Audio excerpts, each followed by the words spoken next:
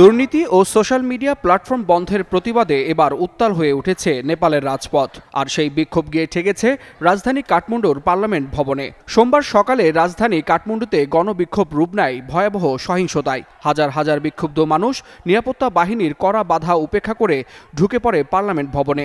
বিক্ষোভকারীদের ছত্রভঙ্গ করতে গুলি, টিয়ার গ্যাস ও জলকামান ব্যবহার করে পুলিশ। এতে অন্তত ৩ জন নিহত এবং শতাধিক আহত হয়েছেন। পরিস্থিতি নিয়ন্ত্রণে সেনা মোতায়েন করেছে দেশটির সরকার। পাশাপাশি রাজধানী জুড়ে জারি করা হয়েছে কারফিউ।